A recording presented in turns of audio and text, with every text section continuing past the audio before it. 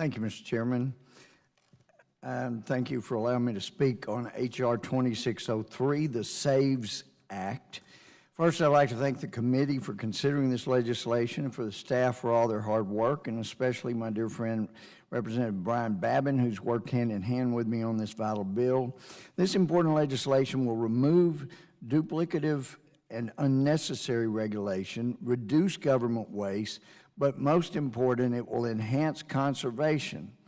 At the time it was originally enacted, the Endangered Species Act, or the ESA's inclusion of non-native species was well-intentioned as incipient international regulatory bodies such as the Convention on International Trade in Endangered Species, which sought to encourage international protections, lacked political capital.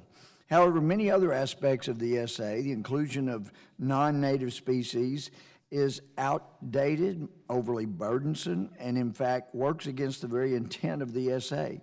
Instead of promoting conservation of these international species, the redundant regulation hampers significant non-governmental resources in our country, genuinely seeking to enhance conservation of non-native endangered species through captive breeding programs.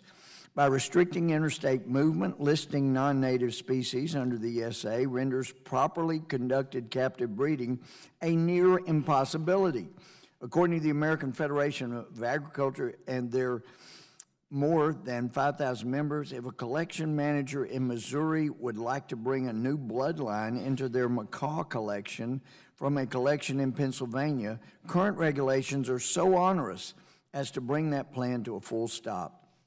As the Zoological Association of America notes, conservationists often rely on the ability to move individual animals among collections to best maintain a robust captive population and to provide the best opportunities for successful breeding of endangered species. The onerous and prohibitive regulation of captive bred non-native species under the ESA is counterproductive to conservation efforts. Such issues are nothing new for the ESA. Time and time again in the modern world, we see the well-intentioned legislation pit the federal government against the very private citizens who have a vested interest in preserving endangered species. Dr. Janice Boyd of the Parrott Fund states so clearly, the ESA simply does not deliver conservation benefits to non-native species. To give a personal example of what got my attention is when a Texan notified me, conservationist, that he had a number of species as a conservationist.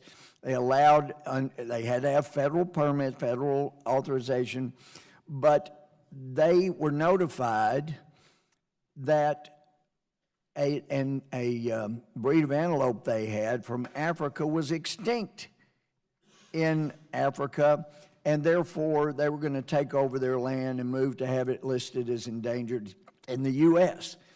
So the American conservationists all over the country that had bred thousands and thousands of this now extinct breed sent hundreds of couples over to Africa to reinstate them. But because of the threat of the federal government to take over control of these conservationist land, they had to get rid of all of those they had, thus once again jeopardizing the very species that we were supposed to be protecting under this bill. The unfortunate reality of the ESA that it continuously burdens commerce in various industries, as the National Association of Aquaculture alerted me just a couple of weeks ago.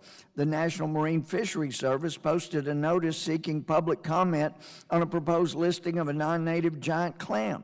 Several giant clam species are in the marine aquarium trade, and U.S.-owned farms in the Pacific are successfully producing these animals. These clams should not be listed, and if they are, the farms producing them will decline as interstate movement and commerce will be catastrophically impacted.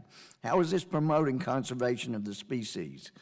Removing unnecessary, outdated, redundant regulatory authority over interstate movement of non-native endangered species, and it's very important, that are alive. It's not going to help the trade of dead carcasses, but by removing them from the listing authority, ESA will enhance conservation, and that's why we're doing it. Yield back.